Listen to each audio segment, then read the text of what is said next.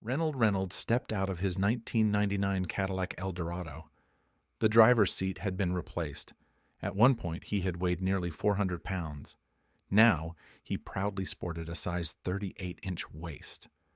The last time he checked, the scale read 227 pounds. "Seems like I'm stuck there," he mused as he grabbed his briefcase from the passenger seat. He had been at 227 pounds for almost a month. His friends reminded him that muscle weighed more than fat. He was losing inches instead of pounds. The woman who answered the door was a blonde beauty. Her waist-length, straw-colored hair framed a lightly tanned face with blue eyes under expertly tweezed blonde eyebrows. She had a slim nose, pouting lips, and a haughty sneer. Her tailored blouse highlighted her full, round breasts, and her waist looked like she spent hours at the gym. The jeans she wore seemed custom-made for her dimensions. Reynolds disliked Diane Heber on sight, but he reminded himself that a client was a client. He wasn't paid to like them. He was paid to assist them. "Tammy, take Charlotte to her room, please," Diane snapped. "Yes, ma'am," replied a chubby red-headed young woman, grabbing an adorable little girl and scurrying out of the room. Diane pointed to a chair and took the couch for herself, offering no coffee, water, or any other refreshments. "On the phone, you mentioned you think your husband, John Heber, is having an affair," Reynolds said, getting straight to the point. "Yes," Diane replied.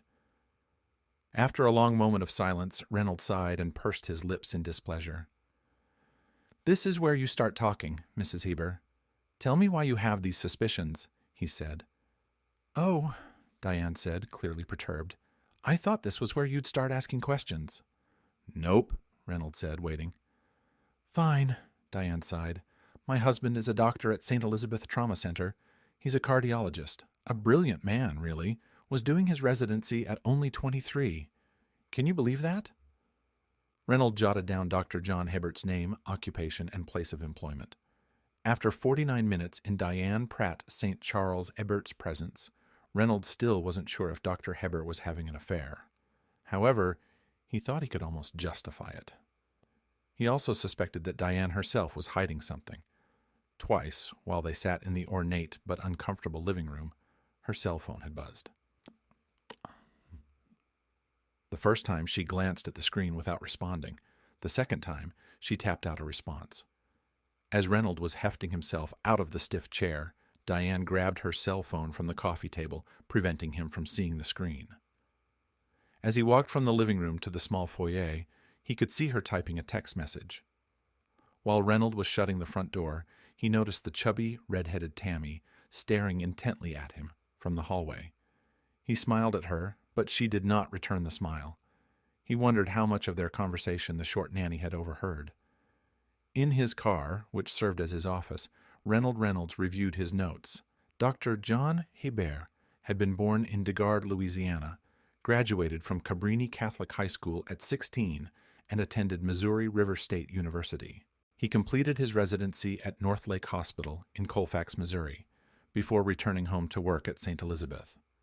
Dr. Heber and Diane had met when Diane's mother, Priscilla Orman Pratt, suffered a debilitating stroke. It was Dr. Heber who had saved Mrs. Pratt's life.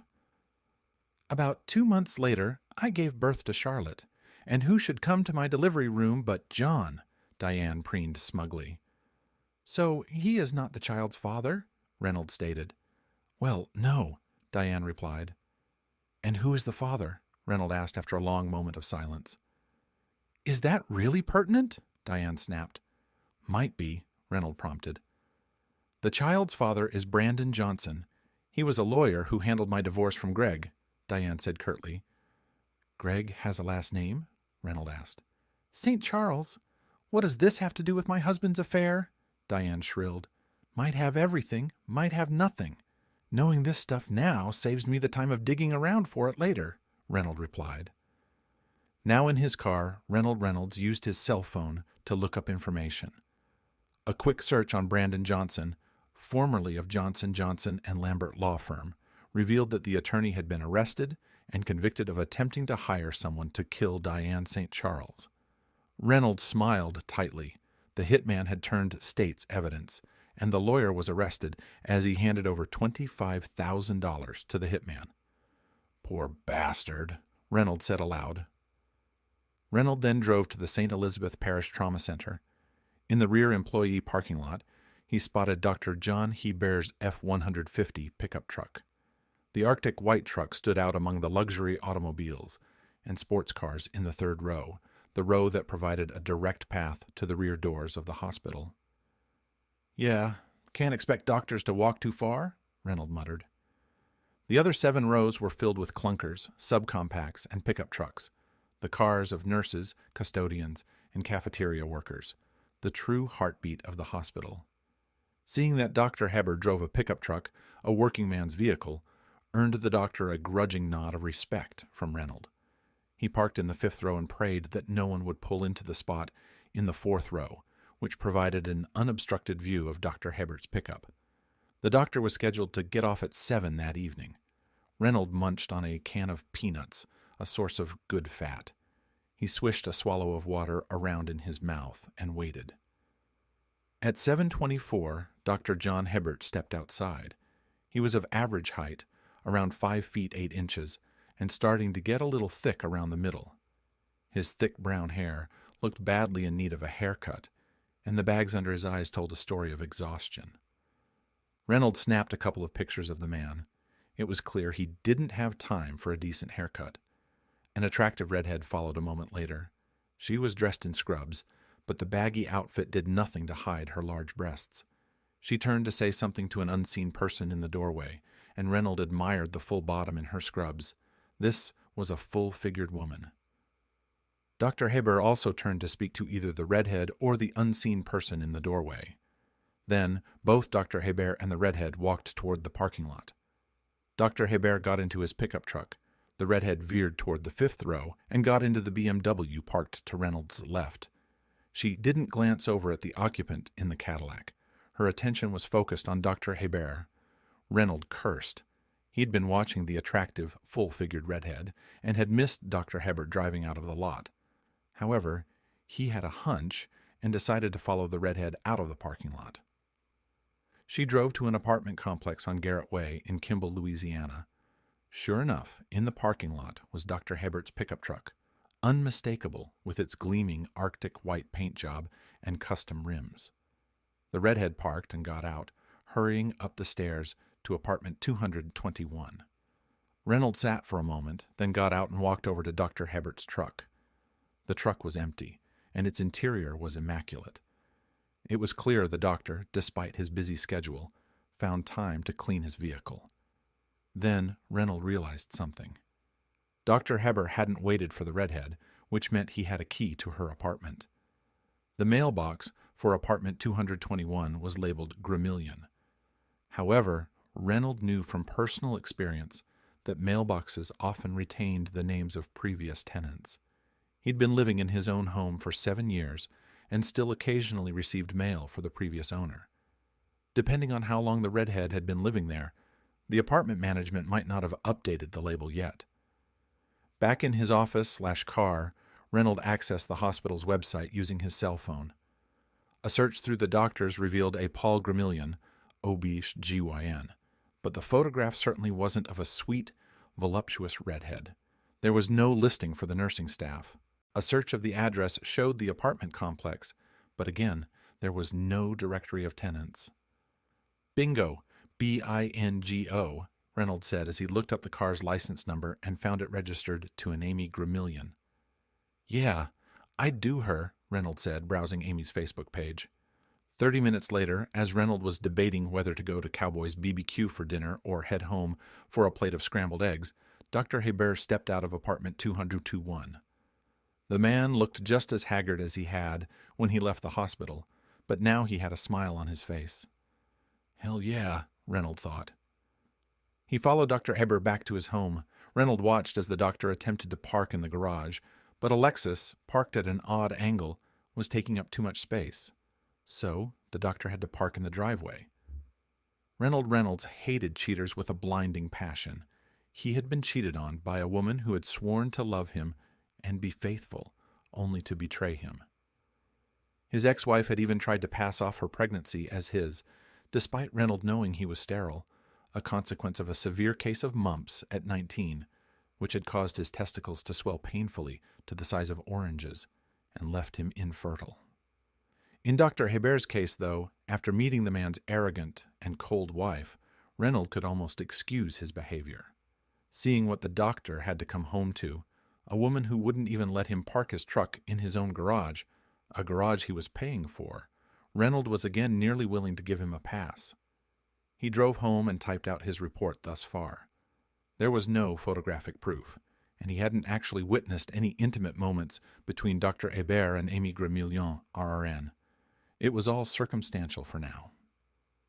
The next morning, Reynolds woke up, shut off his alarm, and struggled out of bed. The mattress still had the rut he had created when he weighed close to 400 pounds. He knew it was time for a new mattress, but had a hard time justifying the expense. $1,200 for a slab of foam rubber? Reynolds thought, shaking his head as he began his morning exercises. Dr. Hebert drove straight from home to the hospital. Since security was tight in and around the hospital, Reynolds didn't attempt to gain entry. He noticed that Dr. Hebert entered through the rear door, only after typing in a passcode on a keypad. At 11:30, Reynolds watched as Dr. Hebert got into his truck and left the parking lot. He shrugged and followed the doctor to another apartment complex. This time, the doctor didn't have a key, but knocked on the door of apartment 4E. A cute blonde opened the door and smiled happily. They disappeared into the dark interior. The apartment complex's mailbox terminal revealed that apartment 4E was rented to a P. Lee. A quick search of the parking lot showed a nondescript Toyota Compact in the spot for 4E, and the tags were registered to one Paula Lee. Paula's Facebook page disclosed that she was a dancer at the Dead End. Her high school graduation photograph was proudly displayed on her page, and Reynolds couldn't help but smile at the cute blonde beaming happily, a mortarboard firmly on her head. 20 minutes later, the door swung open, revealing the scene, Reynolds capturing a photograph of the doctor and Paula locked in an embrace. They shared a kiss, which Reynolds promptly captured on film. "Man's got good taste," Reynolds muttered to himself. 7 days passed, finding Reynolds once again seated uncomfortably as Diane reviewed his report with stoic scrutiny. Her face twisted into a sneer. "What? There are no pictures of them doing anything other than kissing," she snapped. "Ma'am, I've documented their times of entry and departure. Unless he performed CPR during his 4 visits to Amy's or had lunch with Paula twice, it's likely they were engaged in more intimate activities," Reynolds replied. "I don't have photographs, but 2 of Amy's colleagues hinted their relationship wasn't strictly professional, and Paula's roommate confirmed Paula was having an affair with the married doctor." "But this is nearly worthless if I'm going to escape the damn prenup," Diane snapped. "Ma'am, I've provided you with everything legally obtainable," Reynolds insisted. "I'm not breaking into Amy's or Paula's apartments to photograph them in compromising positions." I adjusted some expressions for clarity and flow while keeping the essence of the original text intact. Let me know if there's anything else you'd like to tweak. "Oh, is that extra or something?" Diane asked hopefully. "No, it's not extra, it's illegal," Reynolds stated. Diane settled the payment with her American Express card, grumbling about the lack of concrete evidence. Reynolds reminded her that Dr. Hebert possessing a key to Ms. Gramillion's apartment suggested his involvement. That's true," Diane conceded. Meanwhile, Reynolds was immersed in another case, tailing an employee of Kendrick's Engineering who claimed a work-related injury. The radio played in the background, providing ambient noise until a broadcast from KULD, the University of Louisiana at DeGard's radio station, caught his attention. Reynolds sat up abruptly, staring at the radio in disbelief. Neighbors of Amy Gramillion said that they heard loud screams coming from the apartment. When the police arrived, they had to break in. There, they found the nurse dead from blunt force trauma." The name triggered a memory for Reynolds, Diane Pratt, St. Charles. Hebert, whose Facebook page once displayed a photograph of her as the high school softball team captain, a striking blonde. The photograph captured Diane Pratt hitting the game-tying home run in the 8th inning. Reynolds swiftly snapped a series of pictures as his target changed a flat tire on his car. The image of the man effortlessly lifting the heavy tire into the trunk contradicted his claim of a severe back injury. "Hey, why are you taking my picture, huh?" the man demanded. "Huh? Your picture? Shit. Taking pictures of your car," Reynolds replied. He stepped out of his vehicle and approached the 1978 Chevy Impala, pointing to the rear seat. "Lost my cherry in the back of a 77, just like this. Mine was this god-awful green," Reynolds reminisced with a smile. "Had cloth seats, just like those." "Yeah?" the man grinned, glancing at the spacious back seat of his car. "Yeah, traded it in for my caddy there, but damn. Man, wish I'd kept that Chevy, huh?" Reynolds chuckled. "Man, me and Terry Carmen. Let me tell you, that girl liked to have some fun in bed." "Heard that," the man chuckled in response. "Hey, why not fix things up here, shoot a little pool, have a beer?" Reynolds suggested, gesturing toward the bar they stood in front of. "First round's on me, huh?" "Nah, man. Gotta get home. Old lady's hollering at me about everything," the man replied. "Maybe tomorrow, huh?" "Don't know if I'll be free," Reynolds sighed. "Might have to head offshore if that idiot Allen calls in sick again." "You know what? Maybe that lady can keep me company," the man joked, and the newfound buddies headed into the bar. "Hey, Frankie, thought you were taking off," the bartender called out. "2 drafts, please," Reynolds ordered. Over the next 3 hours, as Reynolds and Frankie drank and talked, Reynolds managed to snap photos of Frankie bending over to shoot pool, and a few shots of him dancing with a rather rugged-looking woman at the bar. The woman claimed to be 32, but even with layers of makeup, she appeared to be in her late 50s or early 60s. "Damn, sweetheart, get some sun, huh?" Reynolds thought to himself as he politely declined her offer to dance. Back in his office, Reynolds swiftly typed up his report, meticulously attaching numerous photographs before saving the file. He then dialed Brittany Richards, the HR manager of Kendrick's Engineering, securing an appointment for the following morning. That night, Performance 12 News aired the grim details of Amy Gramillion's murder. According to neighbors, chilling screams and thuds emanated from the nurse's apartment, prompting a 911 call and subsequent police entry into the locked premises. "It is the policy of Performance 12 News to report the facts and avoid speculation," the newscaster stated solemnly. "At this time, Kimball police have disclosed Miss Gramillion sustained head and body injuries from unidentified assailants. No suspects have been identified if you have any information." The next morning brought no new leads as Reynolds tuned into the Performance 12 broadcast. During the weather segment, Vio Coyne gracefully demonstrated stretches while discussing potential Gulf turbulence and the likelihood of thundershowers later in the day. Reynolds shook his head with a smile as V playfully interacted with Thomas Kowalski, the Performance 12 sportscaster. Their banter lightened the mood before Thomas shifted to discussing an upcoming ULD softball game slated for the afternoon.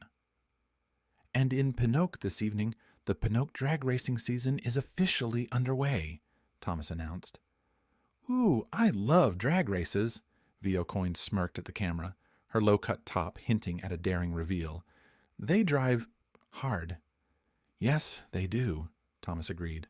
"My wife, Mary, had the pleasure of being with drag racing brothers Davy and Chad Theriot. Let's check it out." The footage displayed a petite woman cautiously entering a long, sleek dragster. She donned a full-face helmet, waved to the camera, and then Chad and Davy guided the racer to the starting line. "Damn, Mary!" Thomas exclaimed as Mary revved the engine, causing the rear wheels to blaze up in flames. "What?" V teased. "She does that all the time, doesn't she?" "Yeah, dropping the kids off at school," Cheryl Goodwin, the female anchor, chimed in. "Hey, Thomas, won't let her drive the minivan anymore, huh?" Reynolds chuckled as he watched the broadcast. Thomas and Mary Kowalski were parents to 5 children, who often joined Channel 12 activities. Thomas frequently mentioned his family during broadcasts. The lights cycled through their sequence, and Mary accelerated just before the green light flashed. The roar of a powerful engine filled the air as Mary sped towards the finish line. "I want to do that again," Mary exclaimed for the camera as she climbed out of the racer. "No, ma'am," Thomas quipped to the studio camera. Laughter filled the studio before the anchors returned to recap the morning's headlines. Brittany Richards expressed gratitude to Reynolds for his report and photographs. Reynolds received his payment, which was promptly transferred to his account, and they shook hands. "To be honest, I was hoping you wouldn't find anything," Brittany admitted. "They just had a baby."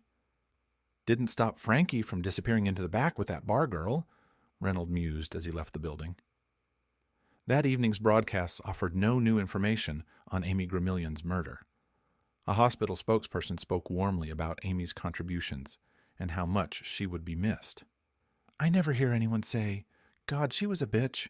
Glad she's gone,'" Reynolds stated flatly. "Of course, there might be one or two who say that about me, huh?" He chuckled, thinking of Frankie Brown, the Kendricks Engineering employee who was about to discover he'd been caught attempting insurance fraud. 3 days later, Reynolds sat on his couch, anticipating the next phone call. He'd learned early on to prioritize essentials when the checks came in, saving whatever was left after the bills were paid. He never knew when the next case would arise. Suddenly, Paula Lee's high school graduation photo flashed onto the screen. The nude body of Paula Lee, a 19-year-old resident of DeGarde, Louisiana, was discovered by her roommate this morning. Chelsea Duhan, a newscaster for Performance 12 News, reported. Behind her, the camera captured the exterior of an apartment complex with several police cars, 2 ambulances, and the medical examiner's van. "Holy shit," Reynolds gasped as the camera switched to show a gurney being wheeled out of the apartment. Even from a distance, Reynolds could see the sheet beginning to show splotches of pink, where the victim's blood was seeping through. Lee was an employee of the Dead End Lounge in DeGarde. Chelsea continued narrating as the gurney descended slowly from the second story of the apartment building. In the doorway stood a young woman, grief palpable even from a distance. A police officer spoke with her, but she simply shook her head in disbelief. A subsequent broadcast revealed that Miss Lee had been brutally and mercilessly stabbed to death. The force of the final blow was so severe that the knife had lodged in her skull. Adding to the sensationalism, the fact that the victim had been nude at the time of the murder was highlighted during the broadcast. It was also emphasized that Paula Lee worked as a dancer at the Dead End Lounge in DeGarde, Louisiana.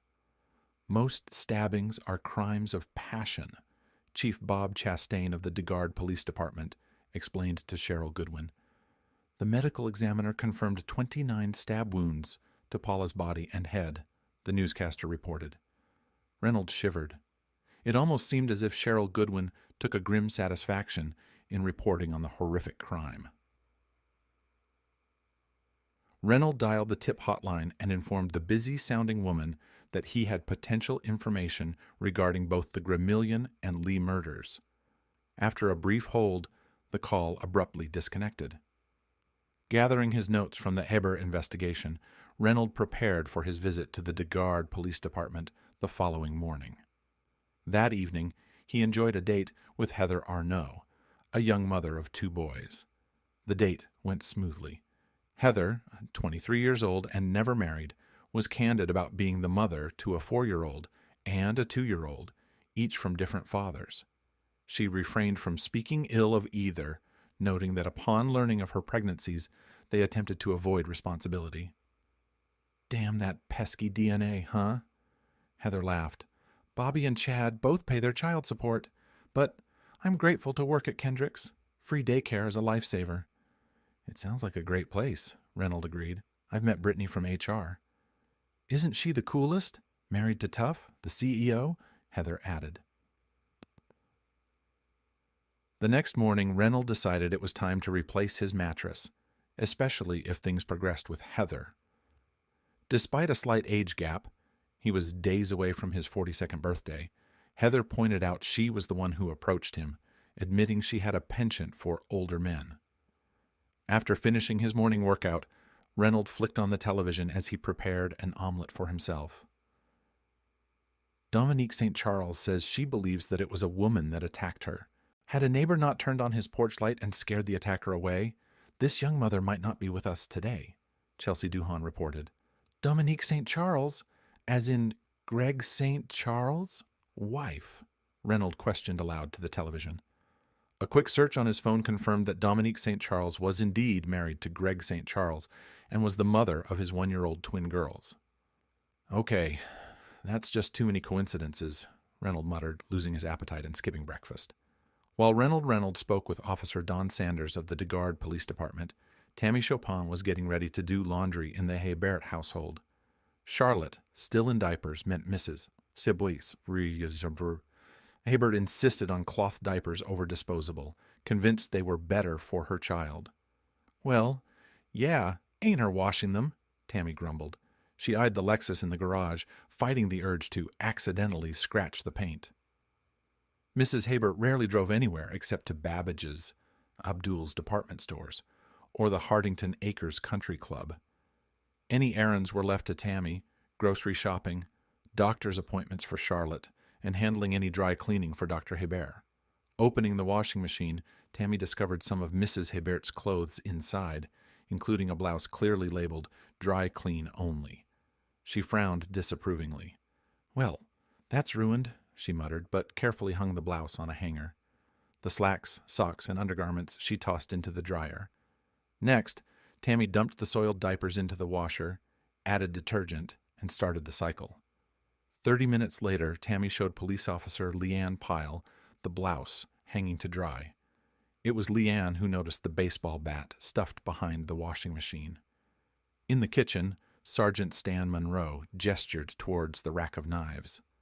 "Mrs. Hebert, it looks like one's missing. Any idea?" he inquired. "Jesus, ask Tammy," Diane snapped. "I hardly come in here." "I don't know, ma'am," Tammy replied nervously. "It was there on Tuesday. Remember, Mrs. Hebert? That's when I made those stuffed pork chops? The ones you overcooked? Yes, no, wait. That was Wednesday, wasn't it?" Diane retorted, distracted. "Charlotte's fussing about something." "Oh, I get her," Tammy squeaked, hastily retreating from the kitchen. "Maplewood handles," Sergeant Stan mused, examining the knives in the block. "We need crime scene techs out here," Leanne said into her shoulder radio. "We've got a blouse and a bat." Someone tipped off Performance 12 News, prompting a rapid response from their crew to the Hebert home. The station aired footage of Diane Hebert being escorted from her home in handcuffs. She shouted at the television camera, the arresting officers, and even her child's nanny. Most of her words had to be bleeped out, making for sensational broadcasting. Eric Green from Johnson and Lambert was hired as Diane's attorney. Her parents were footing the bill. John Hebert had refused, having already paid a private investigator to follow her, which she discovered. He reminded her she should use her own credit card for such endeavors next time. "It's all circumstantial," Eric Green assured Diane. "The evidence the state has against you is circumstantial. They can't place you at the scene of the crimes, and so far, there are no eyewitnesses." "No why, genius?" "Because I didn't do it," Diane snapped. "But the baseball bat behind your washing machine had Amy Gramillion's blood on it," Eric countered, ticking off points on his fingers. "The blouse in the washing machine had splatters of Paula Lee's blood, and the knife embedded in her skull matches the slot in your knife rack." "Maybe my husband did it," Diane suggested. "They were his mistresses." Eric pursed his lips. Circumstantial or not, the evidence was compelling. Juries had convicted on less, and Diane Hebert was not well liked. She was perceived as spoiled, narcissistic, and arrogant. Juries tended to have little sympathy for people like Diane Pratt St. Charles Hebert. Sarah Guillory's opening statements were skillful. Eric begrudgingly nodded in respect to the ADA. Sarah began by apologizing to the jury, preparing them for the shocking photographs of the victims and the gruesome details of their deaths. "I'm sorry. I know you were probably hoping for an easier trial, right? A bank robbery, maybe an insurance fraud case. No one wishes for a gruesome murder case," Sarah said earnestly. "But here we are. We trust you to fulfill your sworn duty, no matter how unpleasant or upsetting." "My colleague is right," Eric declared as he wheeled himself in front of the jury. These were gruesome, horrific murders, and my client is innocent. She had nothing to do with these crimes. She is just as appalled by the suffering these women endured in their final moments. But she did not commit these acts. The state will try to shock you, to provoke outrage. And you should be outraged. I am outraged. Diane Heber is outraged at what happened to these women, but the state cannot place her at the scene. Why? Because she didn't do it. My client did not do it, Eric asserted firmly. The medical examiner, Dr. Helen Morris, appeared unusually young for her profession, her orthodontic braces conspicuous as she detailed Amy Gramillion's injuries. "Do you recognize People's Exhibit 1?" Sarah Guillory asked, displaying the bloodied baseball bat. "Yes, I do," Helen affirmed. She described how she had correlated the bat with x-rays of Amy's injuries, demonstrating the size, depth, and angle of the blunt force trauma consistent with a baseball bat. Helen also confirmed that the blood on the bat matched Amy Gramillion's. One woman on the jury visibly recoiled and even vomited as Helen recounted Paula Lee's murder. The knife was forcefully driven into the victim's skull, necessitating the separation of cranial bones to remove the blade, Helen stated clinically. "Court will recess while we get that cleaned up," Judge Stephen Hill ordered, banging his gavel on the bench. "Could you at least try to look like you give a damn?" Eric hissed at his client. "Could you at least try to look like you're competent?" Diane shot back. Eric's strategy during cross-examination focused heavily on the physical details surrounding the murders of the two victims. He reiterated this point several times while questioning Dr. Helen Morris, the medical examiner, subtly suggesting the possibility of two separate killers. Sergeant Elise Richards delivered a stark account of Amy Gramillion's murder without embellishment, sticking strictly to the facts observed by herself and her partner Eric Mills upon entering the apartment. Several jurors visibly reacted with discomfort as Elise described Amy's injuries. Eric Green attempted to sow doubt in the jurors' minds once more, but Elise remained composed and steadfast in her testimony. Officer Don Sanders then proceeded to recount the details of Paula Lee's murder. Judge Hill promptly called for a recess, opting to avoid another cleanup of the courtroom by the maintenance staff. Juror number 5, 6, 8, 9, 11, and 12 are ready to convict right now, Amy Trahan, one of Eric Green's colleagues, whispered. 2 and 3 look like they could go either way. Okay, focus on 2 and 3, Eric replied, strategizing how to sway their opinions. On the 4th day of the trial, Sarah Guillory called Greg St. Charles to the stand. Eric noticed Diane stiffen visibly. Greg, meanwhile, kept glancing over Diane's shoulder towards a frail redhead. His demeanor suggested he was the one under scrutiny. Moments later, Greg began to unravel on the stand. He confessed to an affair with Diane that had started 2 months before his wife Dominique gave birth to their twin girls, Jenica and Jessica. "You son of a bitch," Dominique screeched. "How could you? I was sick with our babies." "I know," Greg sobbed uncontrollably. "You were so sick. The doctor had you on bed rest. I'm so sorry, Dominique. I was weak. I'm so sorry. I'm so sorry." I almost died," Dominique wailed. "I know," Greg cried out in anguish. "Now I wish I had died," Dominique collapsed. "No. Oh no, sweetheart. Don't say that," Greg pleaded. Eric questioned Greg if he could have been the one to attack his wife, suggesting that removing Dominique would allow him to rekindle his relationship with his former love, Diane Heber. "After all, you were married to her once," Eric suggested. "Hey, Diane, for interesting time in bed to be a reward, it has to be rewarding," Greg said to Diane. "It can't be you lying there like a corpse. It can't be you saying, 'Hurry up, my show's about to start.'" Greg was excused, and Sarah then called Dominique St. Charles to the stand. Dominique glared at Diane with raw hatred. Diane smirked. It had been all too easy to lure Greg into her bed. Ever since that first encounter, he seemed addicted to her. She possessed countless text messages from Greg, pleading for another rendezvous. The jurors caught Diane's sneer of contempt. Sarah Guillory recounted the details of the attack. Dominique hadn't seen her assailant's face. It was too dark. Then, Mrs. St. Charles, how do you know it was a woman? Sarah asked, her gaze directed at Diane. "'Cause men don't wear high heels," Dominique replied firmly. On the 6th day, the state concluded its case, and Judge Hill adjourned the trial until the following day. In a conference room at Johnson and Lambert, Eric, Diane, Amy Trahan, Priscilla Pratt, and Dr. John Heber gathered.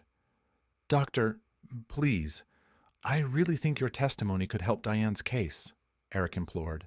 "It wouldn't be in her defense," Dr. Heber retorted bitterly.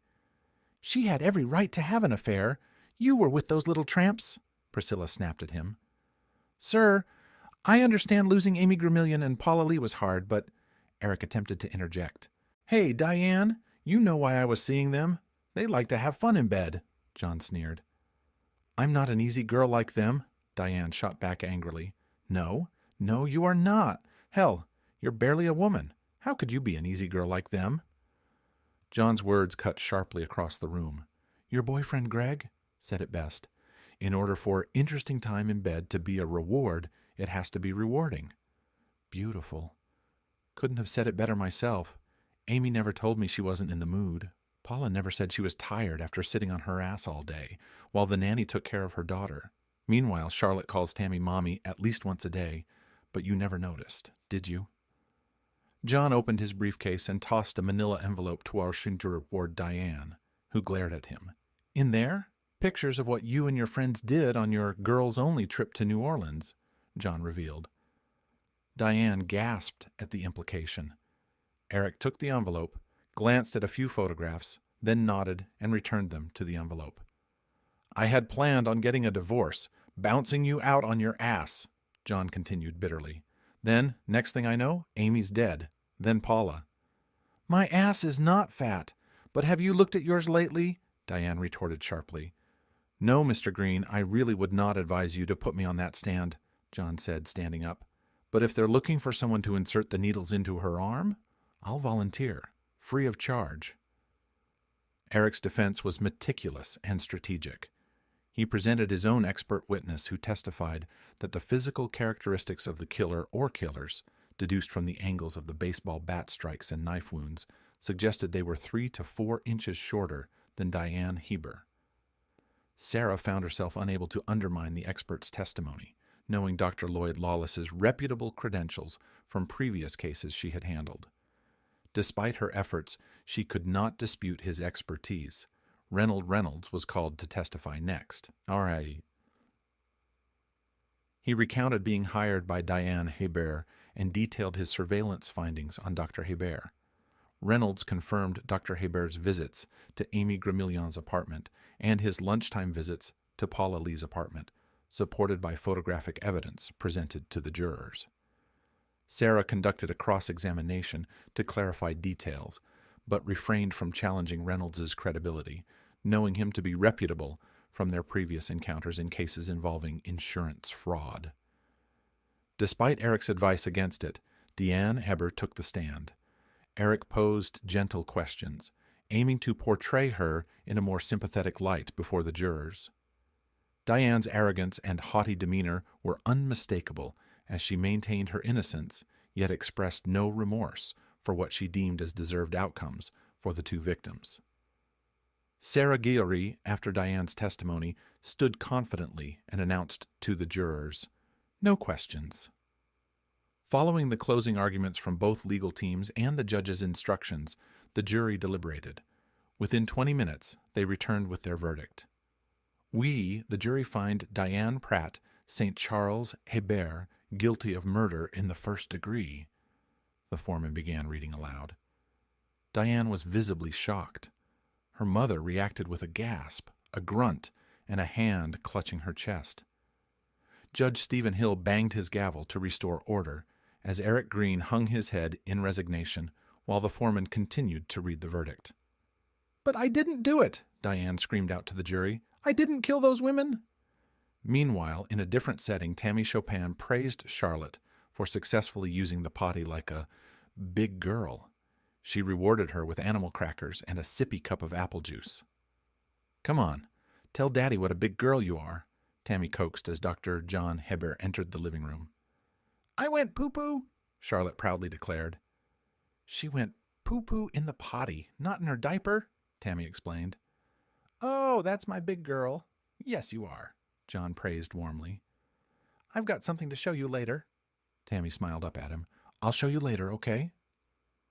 The night after Diane had been found guilty, John sat in his home office, lost in thought. Tammy entered to inform him that Charlotte was now asleep. That, about Miss Diane, Tammy started hesitantly. When John looked up, Tammy kissed him, a kiss filled with a passion and intensity that Diane had never shown.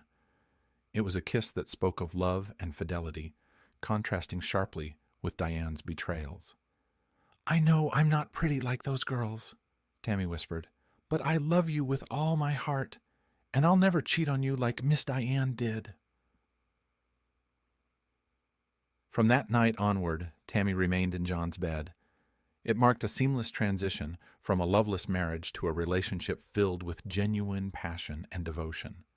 Now, his young lover was teasing him with a surprise. Her brown eyes sparkled with excitement. Okay, John smiled and entered his home office. That night, after bath time and Charlotte's favorite bedtime story, Tammy entered John's home office. John was reviewing a patient's file. He looked up and smiled at the 18-year-old redhead as she approached him. I've got something to show you, she whispered, kissing him passionately. Yeah? He asked, his smile widening. Uh-huh, she whispered back and sensually slipped out of her dress. Beneath the dress, the curvy girl wore only thigh-high stockings and 4-inch heels.